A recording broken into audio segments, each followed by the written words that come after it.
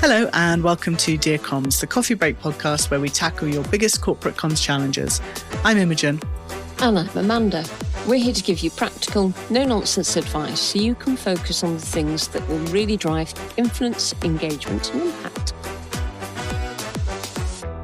So welcome to the second episode in our series about leading change. Today we're going to talk about preparation, alignment and getting your leaders ready for change. Yep, you heard that right, getting your leaders ready. Because honestly, this is where a lot of change programs start going wrong before they've even begun. Leaders get very excited about the future state, the strategy, the moment of the announcement, but quite often we rush past the groundwork. And if you're not aligned on the basics, why this is happening, what this means, what happens next, then everybody tries to end up filling the blanks themselves. And that's usually when confusion starts spreading faster than the actual proper message. And I know we've always said that you don't need to know everything before communicating. And that is still true. But when it comes to change, you really do need to know at least the very basics. You hear horror stories about it, that merger announced on the Monday and then by Tuesday, half the organization thinks they're going to be sacked. And then on Wednesday, 3 of the top leaders all resign. And the reason for that chaos is because they hadn't figured out the fundamentals. They hadn't figured out what the change meant. And so they hadn't told the most important story. They were so excited about strategic opportunities that they've forgotten to do the boring, unsexy, but very, very needed prep work. Yeah, it's all about the implications and the likely impact. And you need to start, by understanding those first. If you can't answer the obvious questions, then your trust is going to drop very quickly. And as you say, chaos follows. So I think we need to look at what happens before you press go on the announcement. And we have to start with the leadership. There has to be alignment. And alignment's not just agreement of, yes, let's make this change. It's alignment about what the change is going to mean. And that's not just for the business, but it's actually for the people as well. Because everyone needs to be telling the same story. Why is this happening? What does it mean for our teams? Will there be redundancies? Because that's the first question that anyone's going to ask. Absolutely.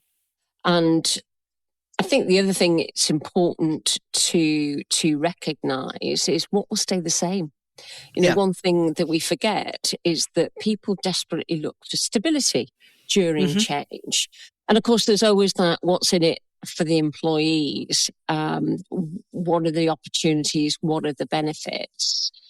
Sometimes just hearing your role isn't changing or this team matters to the business going forward gives something solid for people to hold on to when everything else feels uncertain. And, the story needs to be clear and it needs to be understandable. Yeah, it goes back to what we were saying in the last episode about change being loss. If you can mitigate that loss with things that are remaining or staying the same, that's going to help the process. And it's really important and it's so tempting, not for me, not for you, not for anyone listening, but for our leaders, it's so tempting to wrap it up in consultant speak, that kind of embracing an agile mindset bullshit that they all come out with. Stop doing that and make sure that you are being clear on the specific and very real reasons for the change. I think when things are difficult, we revert to that formal speak for yourself. Speak for yourself. I think people do naturally. And you're right. Stop it. You need to be human. And everybody needs to be able to tell that same story in their way, their own way for sure. But it's got to have guardrails. It's got to have that same parameters. I think people can cope with difficult news surprisingly well. What they struggle with is inconsistency. There's nothing worse than your CFO telling a different story to the CEO, because that's just going to lead to confusion and cynicism. And once the cynics get hold of it, every message gets harder to land. So you've got to spend time pressure testing the story together as a team before anything goes live. Yeah. And once you have that case for change, which is basically what we're asking the leadership to develop as a case for change, you need to understand the impact of that change. And that's not just about, as I said, not just about change and impact on the business, but strategically, what does the change mean for who in the business, and how is that change going to impact them? This is not about being paranoid. This is different parts of the business experience change very differently. Your manufacturing team, very different experience to head office. Sure.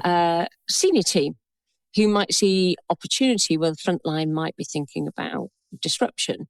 And because different parts of your business are going to be impacted or think about this change in different ways, they need different messages and at different times. And they also need to be supported differently. So if you think about, a merger announcement, your sales team might go straight to think about opportunities. Great, new customers, wonderful. But your ops team might be thinking about the chaos of integration, or your finance team is thinking about headcount and cost, and HR is thinking, oh God, we've got cultures clashing, etc. So you really need to think this through. Every team needs to hear what it means for them. I guess it's a good old-fashioned stakeholder mapping exercise. Yeah. You're not ticking the box here, but a way of thinking through, where is the energy likely to come from? Who's already supportive? Who's nervous? Who has an influence over others?